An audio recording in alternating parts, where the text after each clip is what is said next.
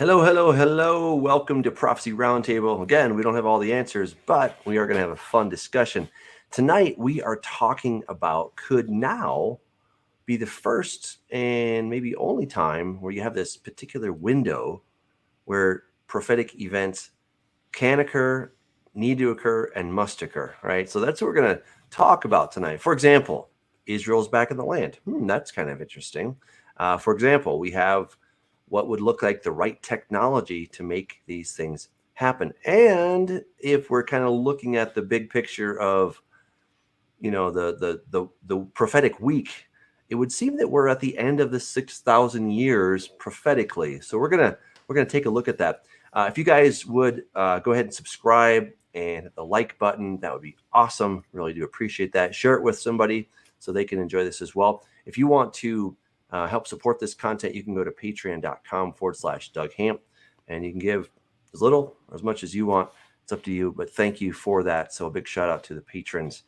And I have my amazing and intrepid co-hosts here to discuss this pretty cool question. So could now be the first and maybe only time that the prophetic events that we see in the Bible, the end times events, that is this the time when it is supposed to happen? I don't know. What do you guys think? I'll throw that out there. Absolutely, maybe. All right. Well, that's one opinion. All right. All Uh, right. I mean, Scott. there's still more to be fulfilled, but kind of like when we were discussing this, and I just off the top of my head, I do believe we're getting close to the end of the sixth day, assuming our Roman calendar is correct, and it's really been about 1,992 ish years, give or take. And like you said, Judah, the house of Judah, is in the land at this point in time, and I believe that was a prerequisite for certain prophecies, such as Zechariah, the last few chapters of Zechariah, to be fulfilled. I think we now have, well, and you could say in the 50s or 60s we had the capability potentially to pretty much destroy all mankind with a nuclear exchange between the nuclear powers, Russia and America. We still have that. Then you've had this in the past, but obviously I think it's now been elevated with potentially bio war, genetic manipulation, if you will. In other words, a creation of a germ, a creation of man-made, and it could just be natural that wipes out. Now, obviously, a natural virus that would threaten mankind is not new, but the ability to alter viruses and use them as biowarfare is new.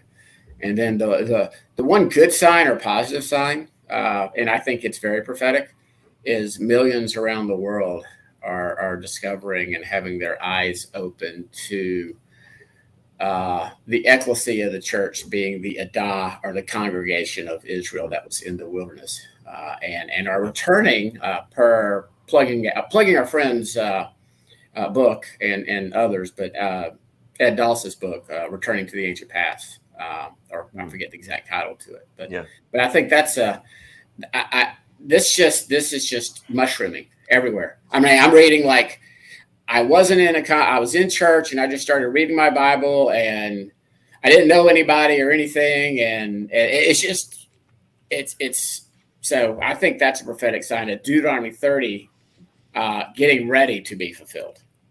So Hey, why don't we start with kind of the biblical foundation for this idea? I was thinking we could start in Hosea chapter 6, where it says, after 2 days he will revive us. On the third day he will raise us up that we may live in his sight. And then if we pair that with Psalm 90, what is it, verse 4, I think it is, right? For 1,000 years in your sight are like yesterday when it's past, and like a watch in the night. All right, so from God's perspective, a day equals 1,000 years, right? So we have this general formula, this idea. I don't know if it's a formula, but this whole idea that we have the real creation week, 7 literal days, and then if we apply that template to prophecy, then we have a 7,000 year template.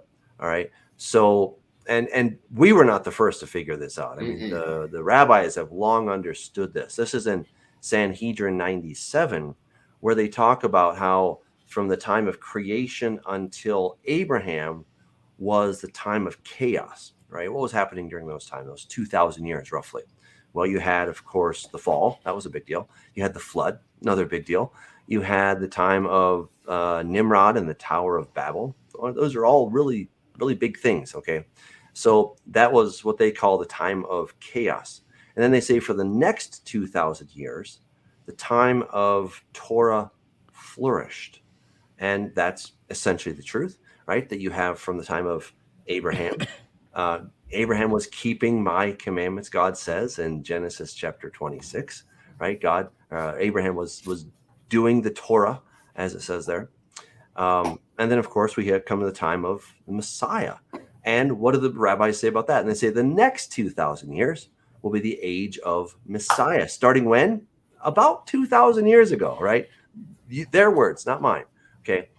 And then they have this kind of weird thing of like, well, he should have come. He should have come at that time, but he didn't. We don't know why. All right. Well, we have a theory on that one, right?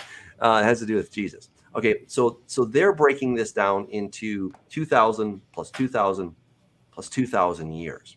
All right. So from the time they're telling us that it was roughly the time of the Messiah until now, that's been about 2,000 years. Now we can discuss, how close we are exactly to that. That's a little bit of a challenge to figure that out. And then the last 1,000 years of that prophetic week will be the time of the millennium, right? And it's Revelation chapter 20 that just spells that out. 1,000 years is going to be that special time there. So that's our basic template. Is that right, Scott? Yeah. Can you go back to Hosea 5:15? Because I think that's Sure. that's sort of the setup. This would be in my top 5 list of worst chapter breaks in entire Scripture. Fair enough. I mean, no, seriously, it's horrible. Yeah, it is bad. Yeah, I mean, I will return again to my place till they acknowledge their offense, and they will seek me in my face. In their affliction, they will earnestly seek me. In their affliction, that's again, I don't know the Hebrew, but that's, I believe, from my past studies, and I didn't study. I didn't. It's the word. I didn't go back, and it's the same word for tribulation, correct? That's right. Or thlipsis. Yeah, it's the same exact word. Yep. In their tribulation, and in this passage, he is speaking to both Ephraim and Judah. In other words, this is not one of those passages like Hosea 1, where God makes a distinction and says, no, I'm only applying this Jezreel prophecy, the scatter, the sowing, to the house of Ephraim or to Ephraim. I'm only calling Ephraim no mercy and not my people. As Hosea develops, he does intermix in Judah, just like although the latter few chapters of Zechariah are very Judah-centric. Zechariah will also show distinctions between how Ephraim or the house of Israel in prophecy is distinct from the house of Judah. I mean, ultimately, we're joined together in the one stick, the one tree, but we're still having that jealousy, that vexing of Isaiah 11 right now, but this tension. Right. So I believe that verse, not from a prophecy standpoint, but I've shared that with many Orthodox Jews online. I don't really know many personally, but when we get into these discussions, I'm like, when they say God's a spirit, blah blah blah. I'm like, when did he return? When was he ever here, present, and returned to his place? Well, answer is, when he manifested as the Son. So, and he returned to his place. So it's not only, I think it's prophetic on this 2 days. I mean, playing devil's advocate. Can you go back over that chapter 6, verse 2? And again, this is probably one reason it can't be too dogmatic. It says after 2 days. It doesn't say exactly after 2 days or 2,000 years. So one could argue that could be 2001 or 2015 or 2040, which some people like Ken Johnson, he actually believes that the return of Yeshua will be 2,000 years after the temple was destroyed. And he's got some pretty good chronologies too. Right. So I differ with Ken in his dispensational views, but he is a pretty good researcher. Mm-hmm. So I don't think he's. I don't want to disparage anybody, but I think he uses eisegesis and reads his already drawn conclusion into a lot of the ancient writings of the early church fathers to support a theory which just isn't there if you keep on reading. They kind of cherry pick a few verses, not verses, but a few paragraphs, a sentence here or there to try to prop up that the early church fathers taught a pre-trib rapture, which is, I think that's intellectually dishonest, and for a scholar, it should never be done. I mean, Right. Obviously, Tommy Ice and many others have done that as well. And again, they're just trying to prove something which really is not supported by the writings of the early church. Fair enough. So this question that we're asking tonight, we're kind of exploring this idea that right now right by now maybe we mean 20 years or kind of a 30-year bubble. We don't mean today, okay? But in our time, our generation, hopefully before all of us kick the bucket. That's kind of what we're hoping for. Okay, so right, I mean that's the basic idea. So why would, assuming that we are at the end of that 2,000-year period, or pretty darn close, right? What are some other things that would suggest that, this is a very special time? I mean, we've got the temple, right? And the temple that was, of course, when Jesus was crucified and then he rose again, and then we have the reestablishment of Israel. Do you think that is one of the signs that is really pressing that, and that would suggest that we have to be very close? John, I'll answer after you chime in. No, go ahead, Scott. Okay. I certainly believe that Judah being established as a nation in 1948 was very significant. I don't believe that by any means fulfilled prophecy that is the nation being born in a day. I believe that is when all of Israel is gathered back, and Judah, the tree of Judah, stick of Judah, and the tree of Joseph are joined together. And that's when the gathering, which people call it the little R word, but that's when the gathering of the elect occurs. And that is when that nation of Israel will, obviously, under the kingship of Yeshua, reign supreme. And that is 100% Zionism. If you think about it, it's when the law will go forth from Zion, but it ain't just going to be the Jews. We're going to be there along with them. So yeah, I think that the ongoing gathering of Judah is significant. I mean, that had not happened for 2,000 years. I mean, these guys, every year, next year in Jerusalem, and they sang about it, and they prayed about it, and they taught their children about it, decade after, day after day, week after week, month after month, year after year, decade after decade, century after century. For almost 2,000 years, they were not there, and they came back. So I think that is very indicative, and it's clear in Ezekiel 36, that they will be regathered back in unbelief, and then I will put a new heart in them. And so we have that timing thing. So yeah, I don't know if it's dispensational or whatever. I think it's just what the Bible teaches, is that there is this national regeneration that takes place near the end of this period, at the end of this period. And that's talked about in Hosea 5 and 6 and elsewhere. So yeah, I think that this will be I don't know how it works out, the surviving remnant and the faith of Messiah. And John, this isn't something that I teach. It's something that others teach. They look at that passage that Doug just quoted from Psalm 90 about the, I don't know if you continued reading about the 80 years, 70 years is a generation. And if you're really lucky and you make it a long time, you might make it to 80. So there are people, there's a guy, he's got a website. He claims to be a prophet. He claims to have received a vision of God.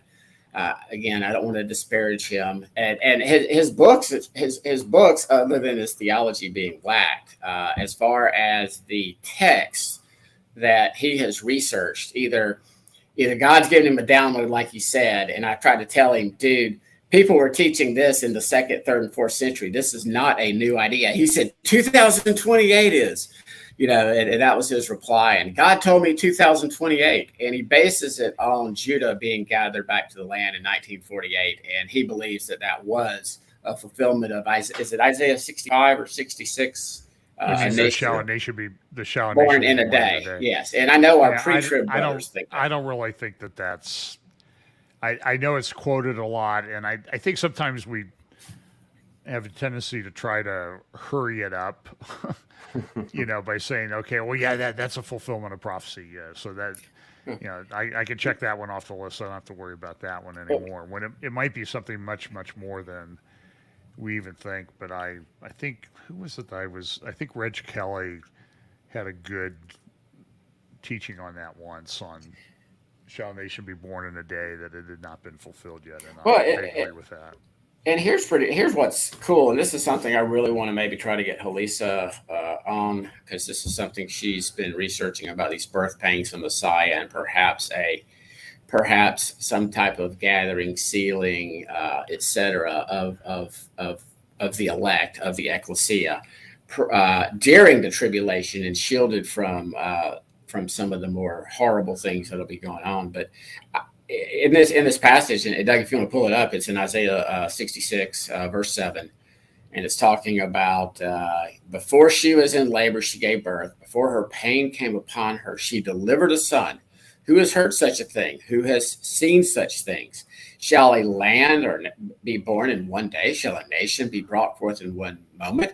For as soon as Zion was in labor, she brought forth her children. So again, we have that has not happened yet. Now, certainly Judah has faced much tribulation over the past 1900 years, quite often at the hands of the church, if you will. But again, if we just keep on reading and read that passage in context, this is the very end of the age. Behold, I'll extend peace to her like a river. That ain't been fulfilled.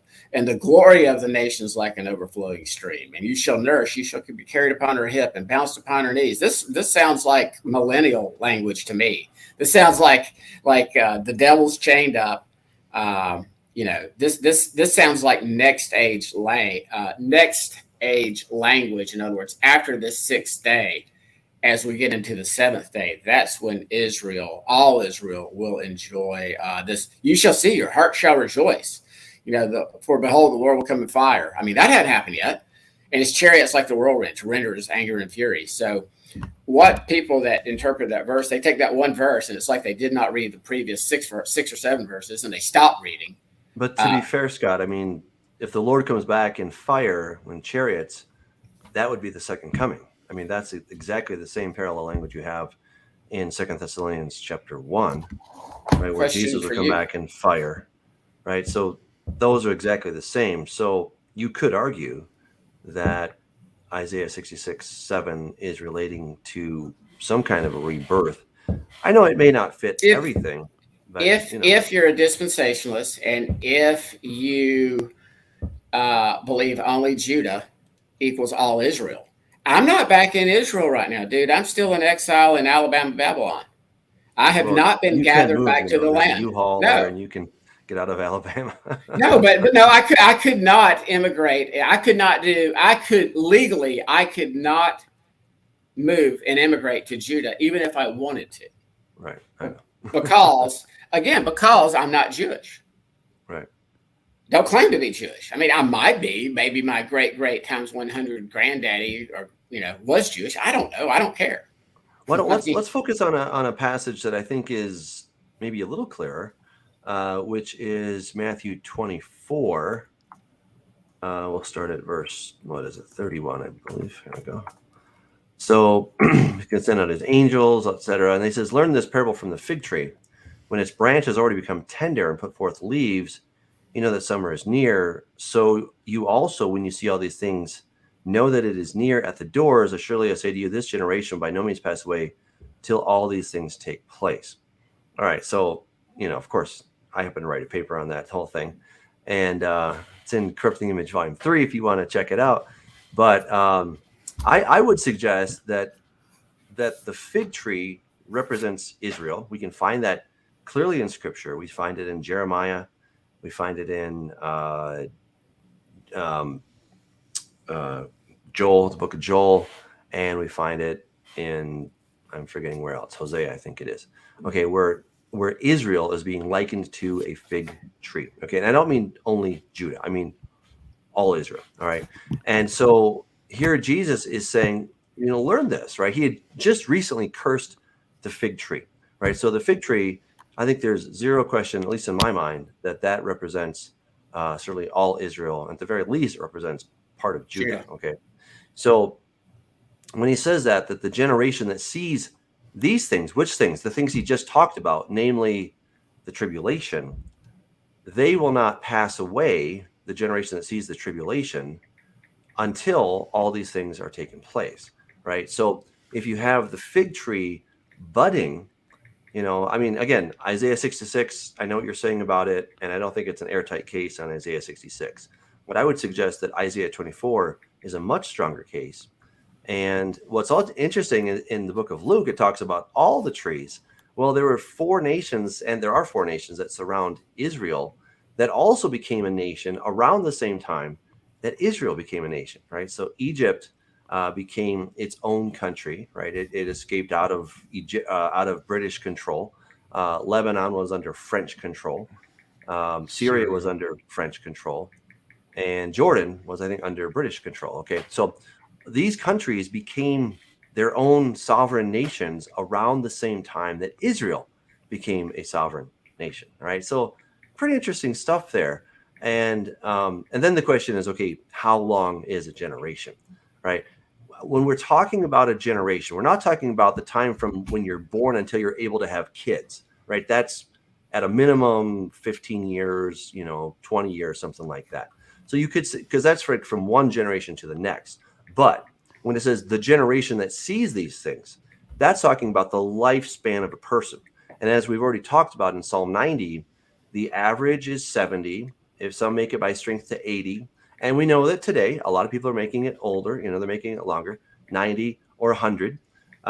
God says to Abraham that in the 4th generation, so after 400 years, in the 4th generation, he's going to take Israel out of Egypt. So that would suggest that a generation, it maybe has 100 years. Okay, so agreed. When I was a pre-tribber, I was trying to always figure out how the rapture is going to be today or tomorrow or maybe this weekend. All right. I still giggle when you tell that story. So I'm not trying to squeeze it into this week's schedule necessarily, but I think 100 years seems to be a pretty fair. Could be 120. All right, we don't know. That's part of it. We have to admit we don't absolutely know. We're just speculating. But based on this question, I think it does put us within the window of when the things can actually happen, right? So I think that's very significant. And then there's one more thing. I'll take a pause, but I just want to get back to an ultimatum that Jesus gave to the Pharisees, which I think is incredibly important. But John could use Matthew 24 since he wants to convert to preterism. I mean, this generation, he's talking to the disciples at that time, Doug. I mean, John advocate that position. No, John was being sarcastic. I just said it's a much more comfortable position because you don't have to worry about anything.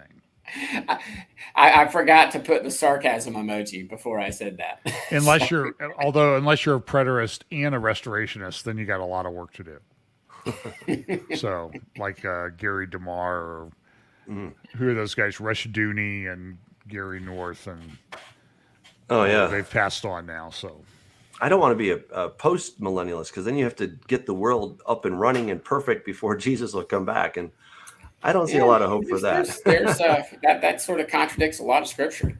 That would be somebody sent me a video of N.T. Wright, and that's sort of his position. We've got to make this world great, and then Jesus he'll want to come back. He'll just want to come back.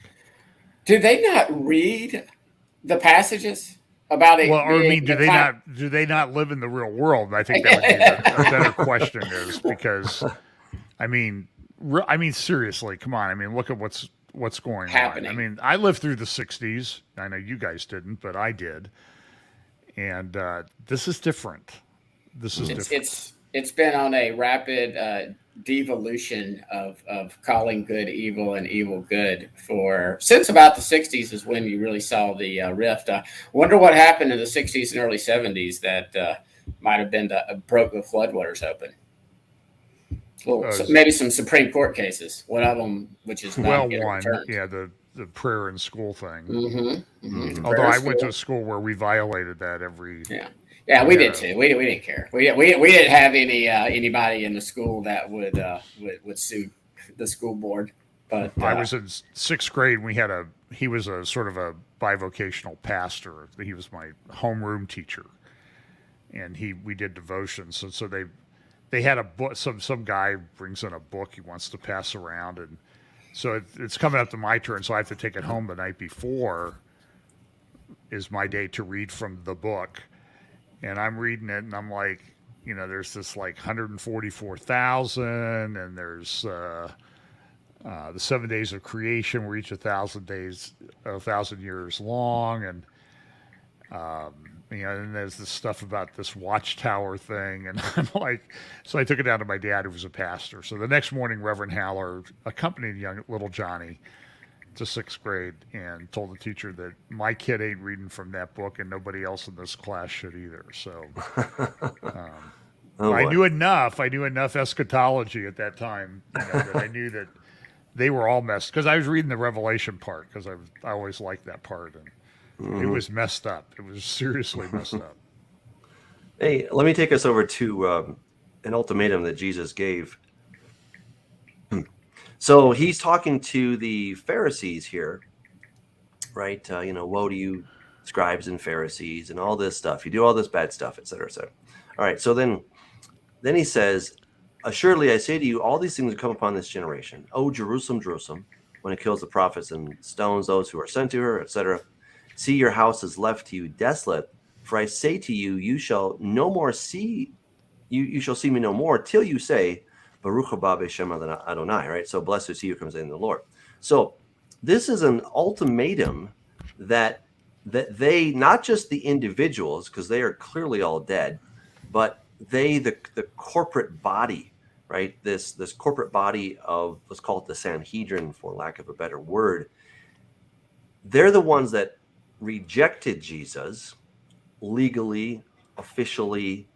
They're the ones that have to accept Jesus. All right. And I think that, regardless of how long a generation is and all that different stuff, but the rebirth of the nation of Israel, even though it's Jews, only Jews are occupying it, Judah, but still, that's a big deal, because the law and those who officially, legally rejected Jesus, and again, I'm talking about the leadership, they're the ones who have to accept Jesus. Right. And here Jesus is giving this ultimatum.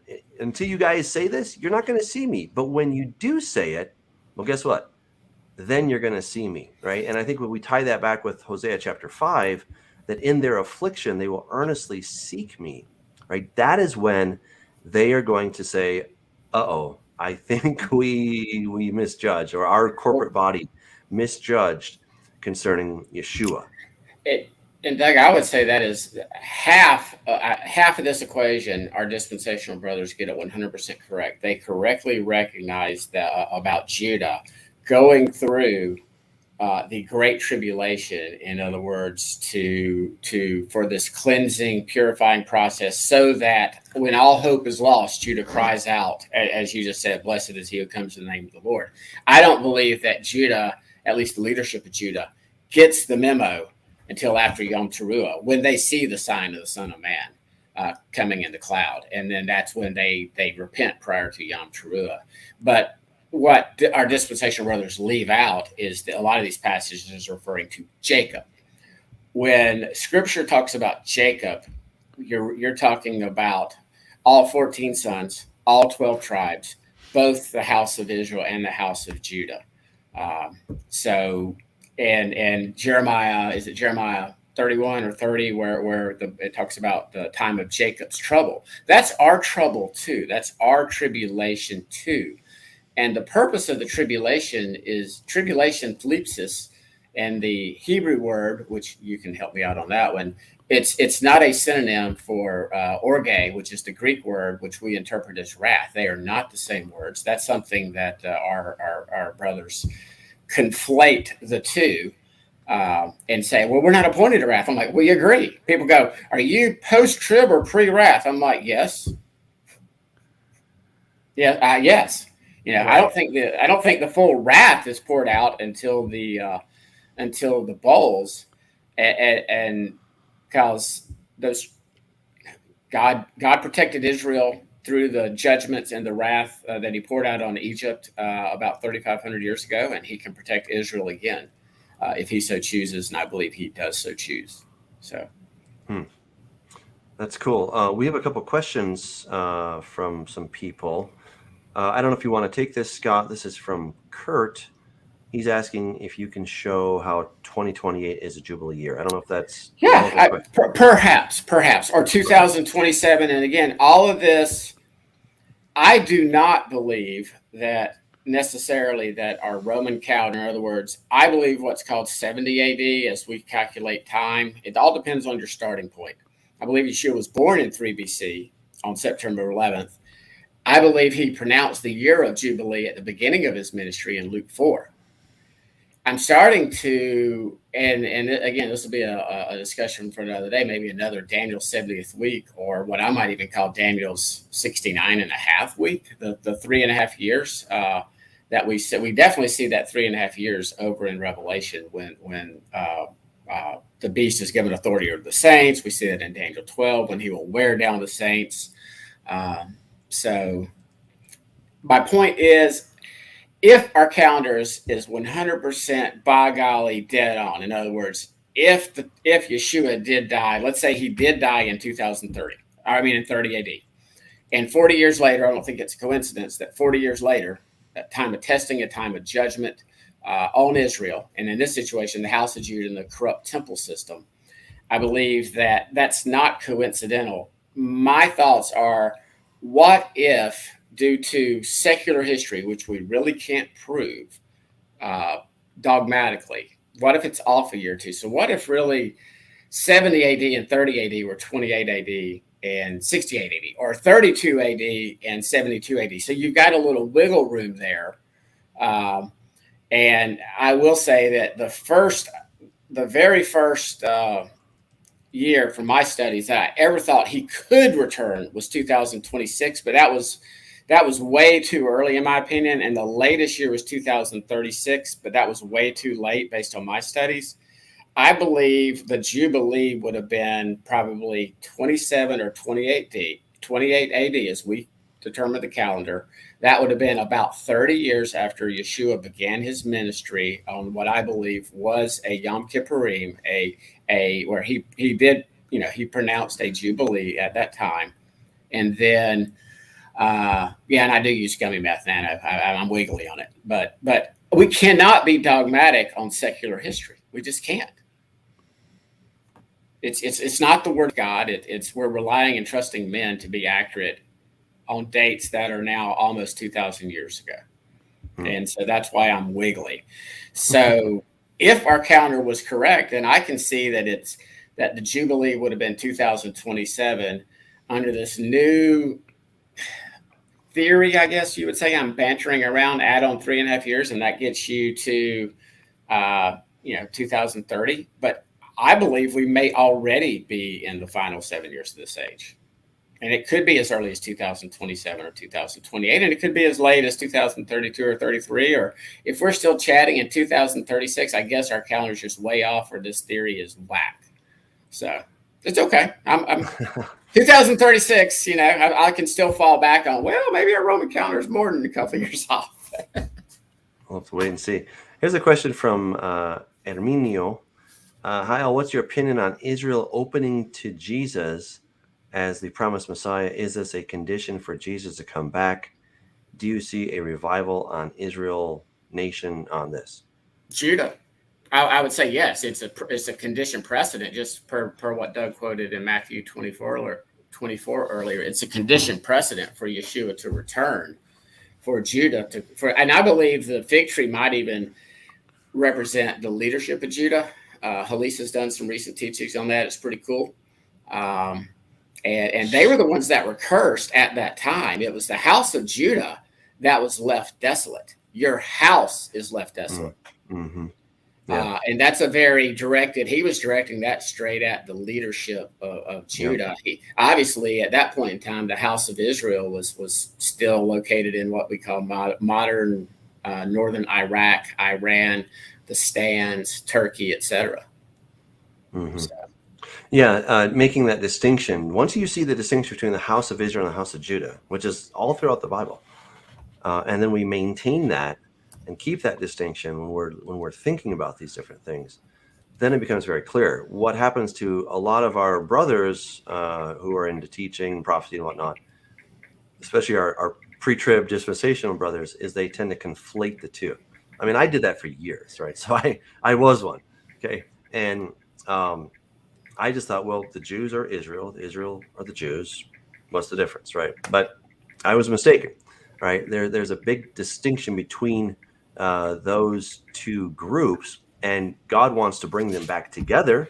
He wants to take these two sticks and make them one in his hand, per Ezekiel chapter 37, right? There's so many passages that talk about the restoration of the two houses coming back into one.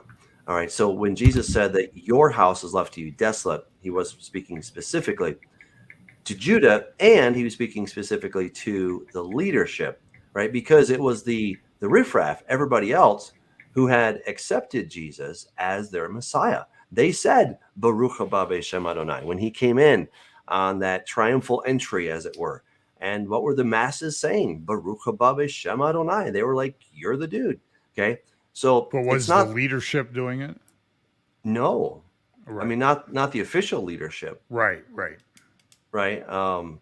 know, I mean, you may have a guy like Nicodemus, right? But his vote apparently didn't count enough to make a difference. So it was the high priest Caiaphas and all these guys that made a ruling against Yeshua. It's that same corporate body that has to change their position this time. So, all right, we have a question from Nano Glitch. Are we talking about new prophecies or that the old prophecies are occurring now? You guys have a sense of what Nano Glitch might be asking there? I believe what we're seeing right now maybe is the bones rattling for both houses, because many of Judah are starting to place their faith in Yeshua, and then many of the church are starting to return to the ancient way, the ancient paths. And again, it's really not that big of a jump. I like to tell my Christian friends all the time, really nothing about what I believe has changed other than, Sabbath, the feast, and I don't need, Yeah, I think her question was, are there new prophecies being spoken by people now that we talk about? I don't think they're. What do you think, John? I mean, I don't think there's any new prophecies that I'm. I don't. I don't know if you're like me, Doug, or if not, we'll have to give out your email address and do a better job of that. People sending me their prophecies all the time. Yeah. And I appreciate it. People want to be close to the Lord and all that other stuff, but I don't know. It just has always bothered me. The Lord told me this and that. And same here. Well, in the reaction, prophecy, I want to say, well, the Lord told me that you're kind of a nut. And the problem with prophecies like that, until they come true or they do not come true, you can't test a prophecy like that. Mm-hmm. Yeah, I mean, it's impossible. That pink-haired lady, Kat Kerr, she's always coming out with some kind of stuff, and people hang on her every word and everything. And I'm just like, I just been around it for a long time, and I just haven't seen much fruit from that personally. Well, and I mean, and there was people that got angry over the Trump prophecies. And by the way, that agreed if AD was 2880, that was me. That wasn't Doug, so don't throw stones at him. I accidentally, Doug, posted on the computer instead of my cell phone. So What did I do? Oh, you didn't do it. I did. My post just came as you, so I'm letting the audience know that's not you. That's me. Okay. All right. But because me and Mark are having a little go back and forth with one another. But he's pretty dogmatic on 2880, by the way, so I can tell. Yeah. I would just say, as far as new versus old prophecies, we're into the old prophecies. In other words, the ones that are written down in the Bible. Okay. If somebody has a prophecy and the Lord told them something, okay. But those, like Scott was saying, it's really hard to test those. Sometimes people just had something bad for lunch and they're attributing it to God. I'm not saying God doesn't speak. He does, but he already spoke. Okay. And he already told us a ton of stuff, right? More than we can even digest, which is in his word. So I think it's much wiser to focus our attention and our time on the things that God has already written by prophets that we know have a track record, versus somebody that maybe is just looking for attention. I mean, it does happen. And if we were in the land and we were under a theocracy right now, the majority of these people that claim to be prophets, if they even got one wrong, they would be a false prophet, and they wouldn't make any more false prophecies. And most of these prophets, I mean, again, like the Trump prophecies for the 2020 election. I mean, even after he lost, even after January 6th, they were still hanging on. And there's still some that believe to this day that he's really the president. So prophecy was fulfilled, and the people that gave these prophecies actually argued this. Some of them, admittedly, some of them backtracked at least and apologized and said they were wrong. But now they're out prophesying again. Sorry, dude, you're a false prophet. Hush your mouth. Before you're going to get in a lot of trouble on Judgment Day. Not saying you're not going to get to Judgment Day. That's not my job role. But I can tell you, if you're giving false prophecies, stop. We've got a comment by Gregory. He says, my last comment, Dr. Michael Heiser gave an awesome study through Revelation and how John was using imagery from the Old Testament. Now I've heard the quick comment from teachers about this, but nobody researches and goes through this. John's like practically alluding to or quoting from the Old Testament in almost every word he writes. Yeah. I mean, practically, I think it's the most quoted or alluded to book in what we call our Newer Testament. As far as the number of citations, allusions, shorthand. I think John's point, though, is that he hears that 75 to 80% of it is an allusion to Old Testament passages, but then people say that statistic, and then they never really talk about it. I think that's his point, and he's probably got a point. You mean Dr. Michael Heiser? That's his point. Is that what you're saying? Well, I think whoever. This is Gregory who made this comment. Gregory made the point that. Okay. He hears that, there's a lot of Old Testament and Revelation, and then nobody ever really goes back and ties it together. I did. I think he's suggesting. I know you do. I spent 16 months going through Jacob Prash does, and I try to too. So, but that's. Well, I think he has a point, though. I hear it talked about a lot, but not followed through on. And Halisa has a teaching like on the 144,000. Her understanding, and I tend to agree with her, is to understand Revelation, you have to go back and look at the Torah. It was history, but it's also prophecy of what is to come.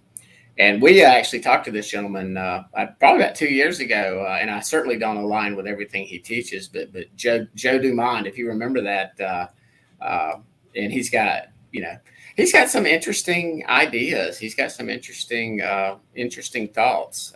He can't handle anybody disagreeing with him, and that's why we no longer talk. If it's sort of like, my way is right and everybody else is wrong. And you, both of you, have my permission to fly down to Alabama and punch me in the face if I ever start acting like that. So what are some other things we've talked about? the restoration of Israel. We've talked about, the fig tree, the 2,000 years. What else? The currency, the ability to actually, with modern day technology, with the satellite systems, with where banking is headed, where they basically are telling us where it's going to go with this great reset and when it happens. It's not a matter of if, it's a matter of when.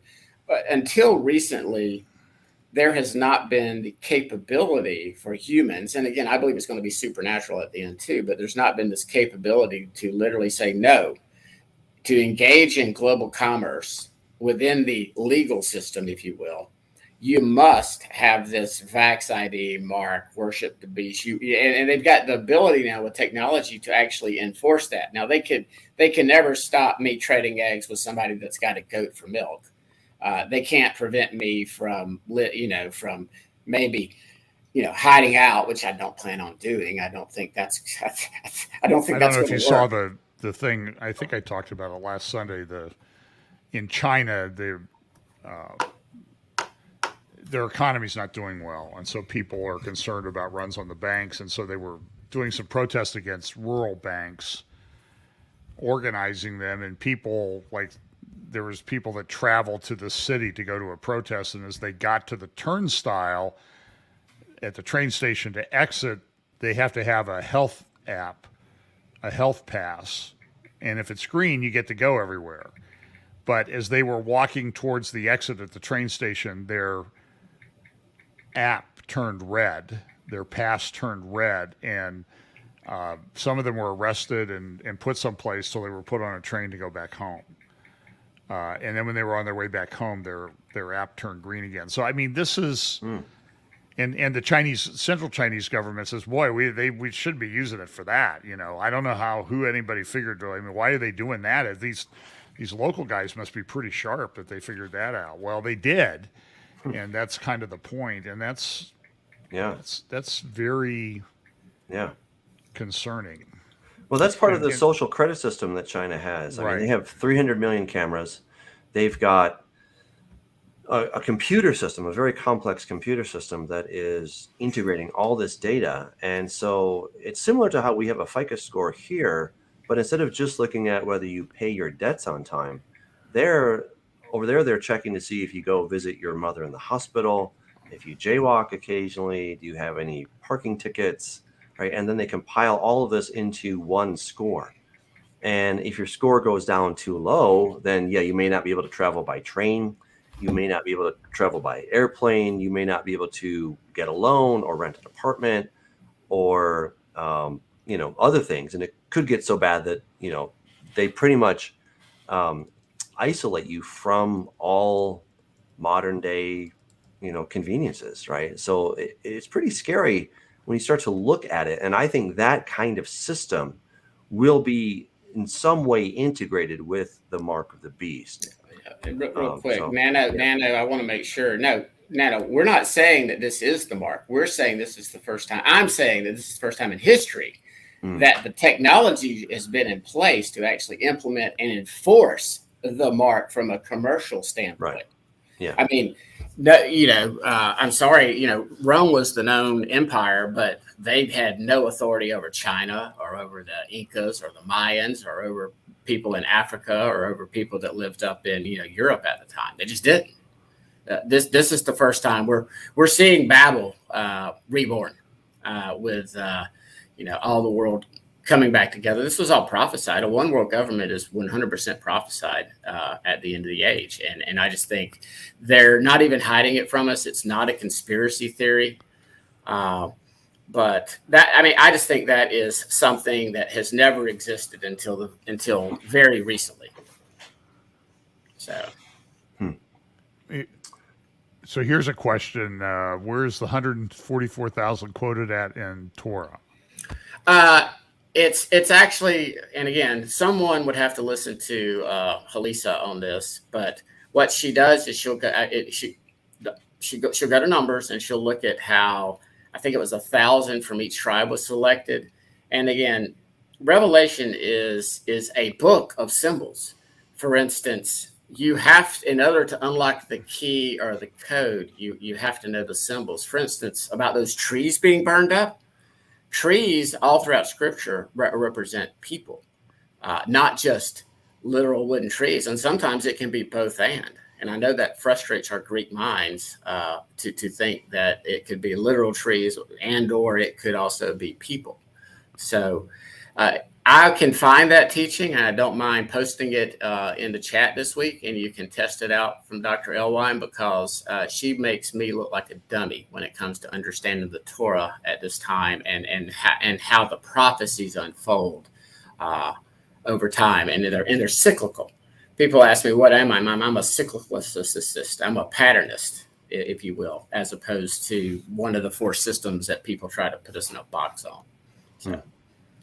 So to answer your question, so you can always roll out and roll back in at any time. Oh gosh, yeah. Well, and this, and again, I'm stealing this from Elisa. You never get cornered. It's hard. Yeah, it's wiggly. Yeah, like Jello. I'm like, you try to grab a handful of Jello one time. So I frustrate Gavin to no end on that. So. I just don't think we can be too dogmatic about much, because look at what the experts at the time, the religious scholars of the day, they whiffed. Yeshua said, you'll recognize the sign, you can recognize when it's going to rain, but I'm sitting here, I'm the living word, I'm the Messiah, and you can't see. And I think ultimately they did see it, and that's when they kind of reached that unpardonable sin, if you will. They knew he was the Messiah. They knew in their hearts, but due to the political system, the corruption, the power of the rabbis, the power of the Sanhedrin, the power of the Herodians, and all those sects that formed this very corrupt temple system. I think they willfully rejected Messiah. And that's why I think he says, because because it's been revealed to you, and I'm paraphrasing here, now you are not without sin. So at that point in time, Judah, I believe that's when Judah fell out of covenant at that point in time, because they were in covenant until then. But then when they rejected the renewed or the new covenant that was made to both the house of Judah and the house of Israel, that's when the leadership was judged. And then I personally believe that next 40 years, when the temple system still stood, Paul was still honoring the Levitical system when he paid the vow sacrifice for the four gentlemen for their Nazirite vow. I mean, Peter and the other disciples were at the temple on Shavuot. They were not in the upper room, everybody. They were at the temple. There weren't 3,000 people in the upper room that heard the gospel message that day. So. The very thing you were talking about, that Judah was in covenant until they rejected, that's actually the topic of I have a book. Just in case, hey, you got to have a little commercial here. But and it was my co-host, Chris Steinley, who really, he nailed that. It was not my thought, but people can get that. We should have Chris on sometime. We're going to have Chris on next week. Oh, really? Chris is going to be on next week. Yeah, and we're going to actually talk about a little word that Scott likes, the little word harpazo, and all of its. And not harpazo. I know. I'm aware of that. Again, I co-authored a book with Chris, and he did some excellent work on that. Well, hey, Doug, by the way, You and Chris are the ones that educated me to the fact that Strong's is wrong. I mean, I'm not trying to make a funny rhyme there. Strong's Concordance on 1 Thessalonians 4:17, the word that Strong says is harpazo ain't harpazo. So that's going to be the show next week, guys. Yeah. So we hope everybody can join us for that. That's going to be a lot of fun. So we have a question here. This is, isn't there a esoteric meaning to the 144,000 being virgins? A little off topic, but I don't know if you guys have any thoughts on that, if you want to take that question or not, but. Yeah, I mean, I've sort of always wrestled with that one a little bit too. I'd like to hear what the workaround is on that one. I just take it at face value. I think they're young men. They're virgins, but it seems simple to me. But I believe that it's. They don't live in Tel Aviv, then. Yeah, I believe you can correlate that with the 5 wise virgins that had oil in their lamps. And those were women. Are you going to tell me that men are not part of the bride of Christ? No. So I think, Doug, I just think that's sexist, to be honest with you. The fact that you're excluding women from the 144,000, and I'm teasing. We need to be inclusive. And again, I'm joking when I say that, but I do believe that is typological. It is representative. God loves 12. Okay, 12 times 12. You had 1,000 from each tribe, and Joel nailed it. Numbers 31:5. That's where Halisa was teaching on the foreshadow in the Torah. That foreshadows the 144,000. 12 times 12. 100. So again, I'm not dogmatic on it, but when you start to understand that even as far back as Genesis 1, we alluded to it earlier, Genesis 1 through Genesis 2 and the Sabbath is 100% prophecy. That seventh day Sabbath did not end. That seventh day Sabbath, per Hebrews 4, is that rest we are to strive to enter that day. And then as if to reinforce this 1,000-year is a day, Peter comes out and just says it, a day with the Lord is just as 1,000 years. 1,000 years is just as a day. And that's the Scott Harwell interpretation, because it's just as good as the other interpretations. And I think it fits better. And it just so happens, it's almost like Peter, the Holy Spirit interrupts Peter. He's talking about the return of Christ. Other thing, hey, Doug, this is pretty cool. It just came to me like an epiphany. The other thing that up until about 200 or 300 years ago, nobody denied really the flood. Nobody believed in evolution and that in spontaneous combustion of life, and that life then improved over a period of time. And Peter prophesied about that in 2 Peter chapter 3 when he said at the end of the age, they would deny the creation. Evolution says hello. And they would deny the flood and the judgment of the flood. And that's exactly what has happened with John. It was actually a lawyer that came up with uniformitarianism and of the geological record, where we date the rocks by the columns and the columns by the rocks and the fossils. It's totally circular.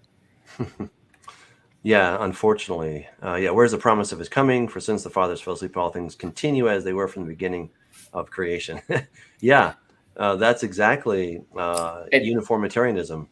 And that's only occurred in the past. Came up with that. Charles Lyell. That's only occurred in the past 200-ish years. In other words, prior to that time, I'm sure there was some Thomas Jeffersons in the world and enlightened, but as a whole, in what would be Bible-believing nations that actually the gospel had spread out, nobody denied a creator God. And then the enemy has used evolution to and then our kids go to public schools and get indoctrinated. Mine don't, but I went to public school, and my teacher said, I have to teach this, y'all. So, no kid in the class believed it. The teacher didn't believe it, but it was like something, we all had to take the test and give the correct answers. And regurgitate a bunch of lies in order to make an A. Mm-hmm. Yeah, makes sense.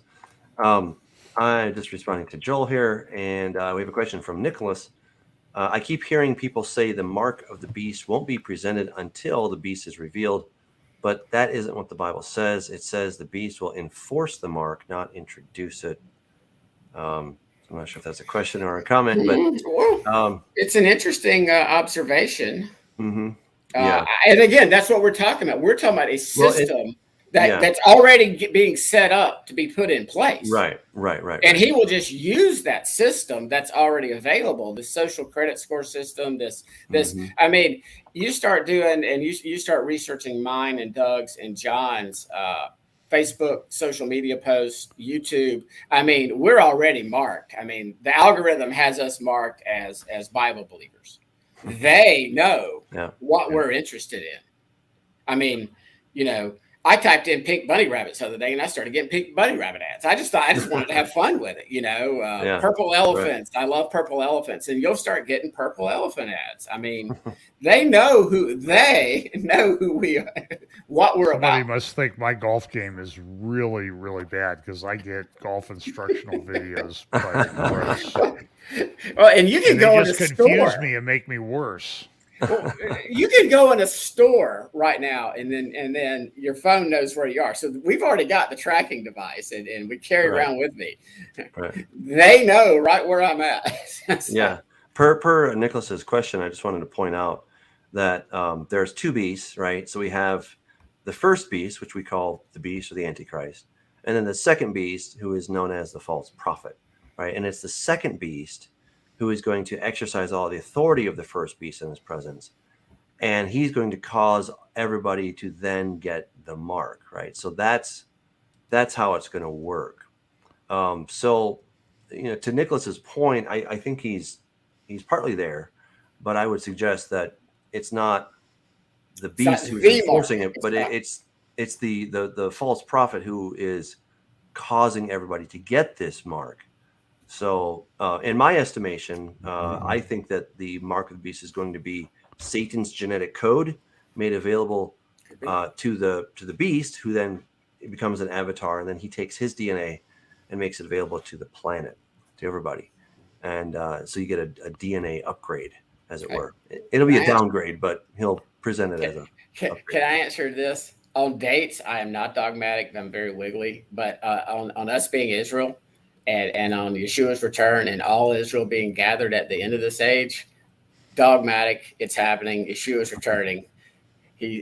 So I'm dogmatic on a lot. But on prophecy, guys, we really, on some of these things, even if you're dogmatic on it, I see too many people, and we take, I admit it, I take drive-bys and pot shots that are dispensational brothers, but I have friends that are hardcore prophecy pre-trib, and we talk, and we're actually real life friends, and it's okay. We can differ on our understanding of end time events. It's all going to happen how it's going to happen. So I'm willing to keep watching as events unfold. So. Amen.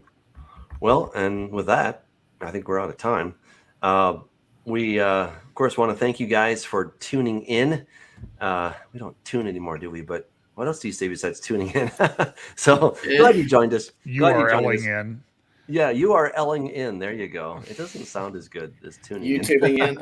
YouTubing. There you go. Facebooking whatever we're doing. Thanks for watching. And again, if you want to be a supporter of this, you can go to patreon.com. I'd encourage you to get the Way Congregation app. It's got a really cool stuff on it. And do join me this Shabbat. We're going through the story of Deborah and Barak and Sisera and Yael, who sort of put a tent peg in his head. It's a lot of fun. Speaking of what we just talked about, Pip Corteen's comment got hidden for whatever reason. Yes, I think the mark will be something that alters DNA. Why YouTube algorithms hid that comment, I don't know. I mean, what about, maybe it was about the DNA, the altering of the DNA. I bet you money that is what it is. And maybe we can talk about messenger, ribold, nuclear, about time, Charlie Patrick 19er. Yeah.